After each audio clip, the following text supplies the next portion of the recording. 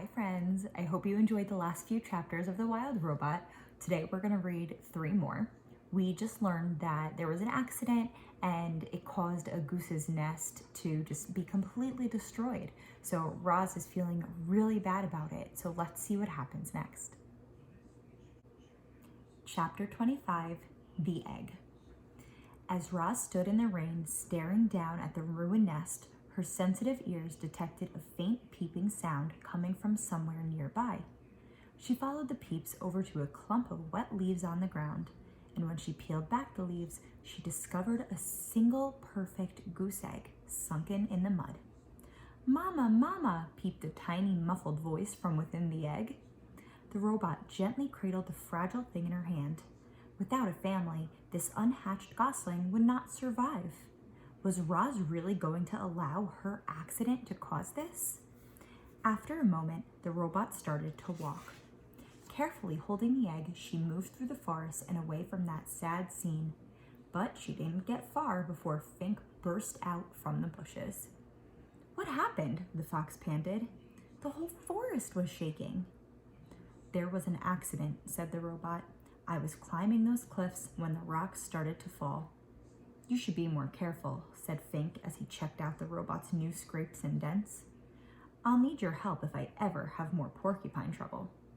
"I'll be more careful." "What do you have there?" said Fink, looking up at Roz's hands. "It's a goose egg." "Oh, I love eggs. Can I eat it?" "No." "Please?" "No." "Why do you want it?" the fox scowled. "I thought you didn't eat food." "You may not have this egg, Fink." The fox sighed. He scratched his chin, and then he started sniffing the breeze. His nose had found the scent of something else. "You can keep your egg," he said as he trotted towards the cliffs. "I smell something better."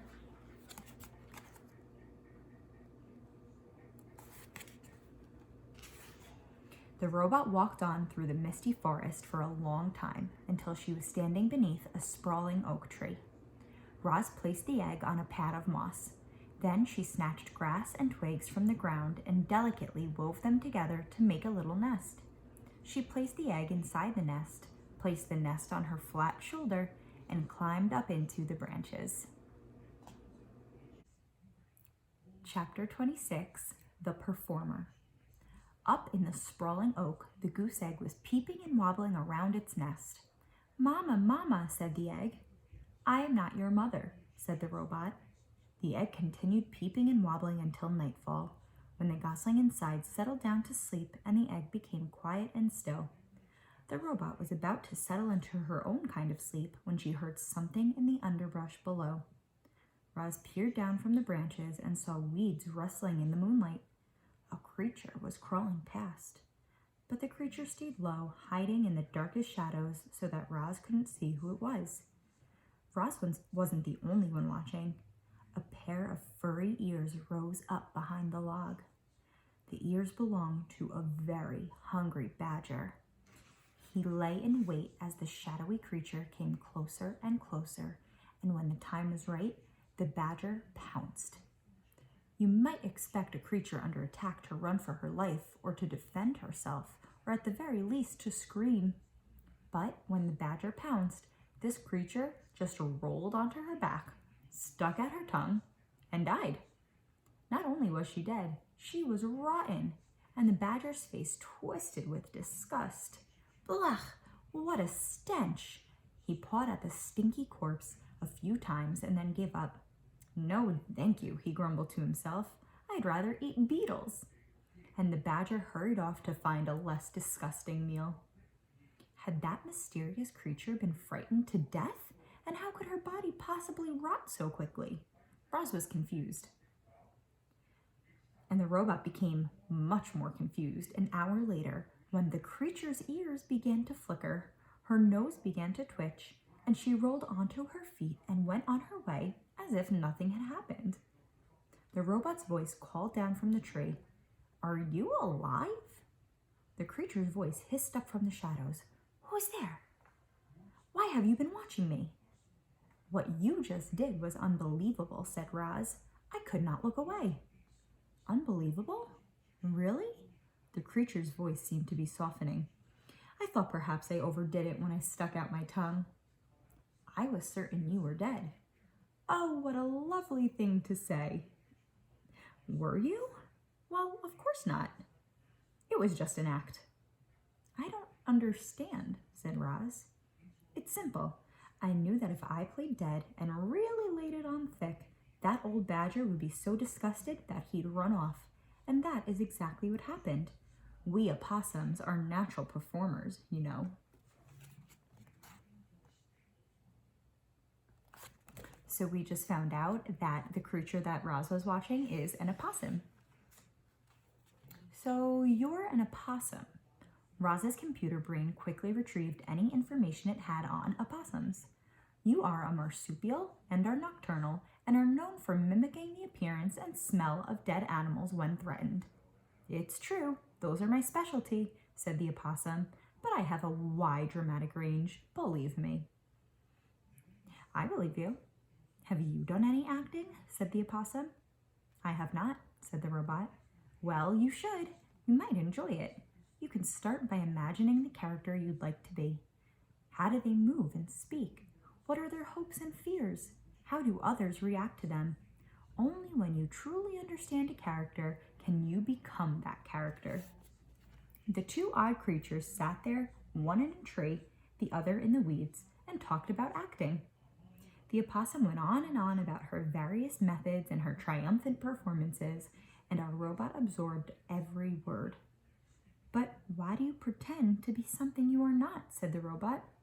Because it's fun, said the opossum, and because it helps me survive, as you just saw. You never know, it might help you survive too. Soon the robot's computer brain was humming with activity. Performing could be a survival strategy. If the opossum could pretend to be dead, the robot could pretend to be alive. She could act less robotic and more natural. And if she could pretend to be friendly, she might even make some friends. And they might help her live longer and better.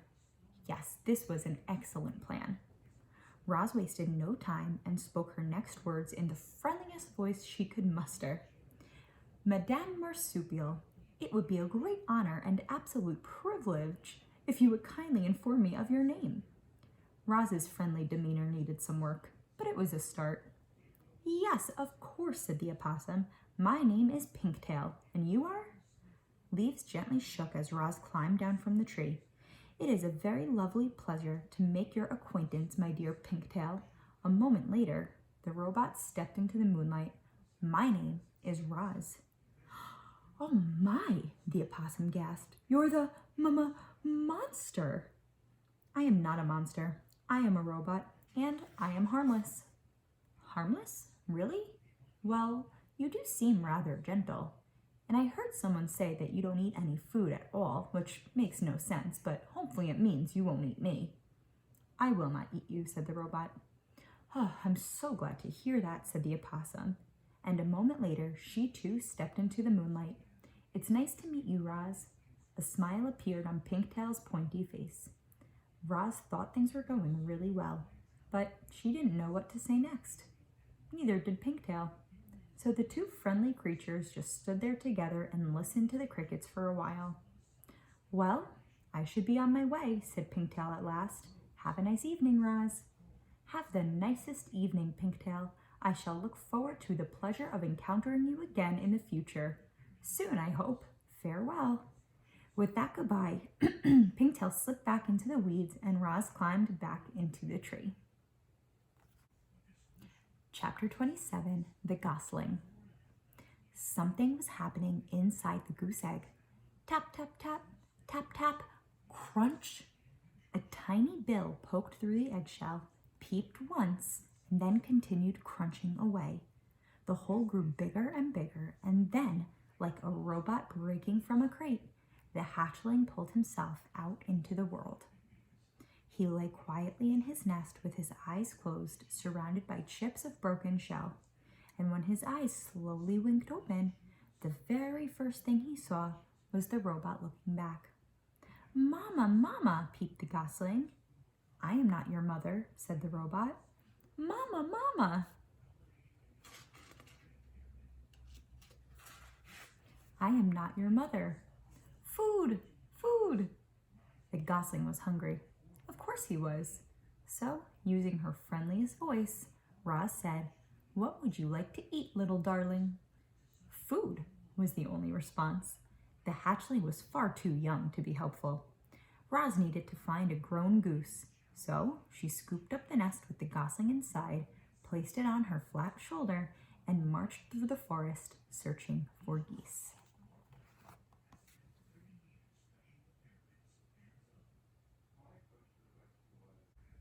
It really seems like Roz is making a little bit of progress here. So at first, she met Pinktail, which was the opossum, and she actually was able to have a conversation with her, and Pinktail didn't run away scared like all the animals did. Now, we realize that the little gosling hatched and thinks that Roz is its mother. So I'm really looking forward to see what happens in the next chapter. I'll see you tomorrow. Bye-bye.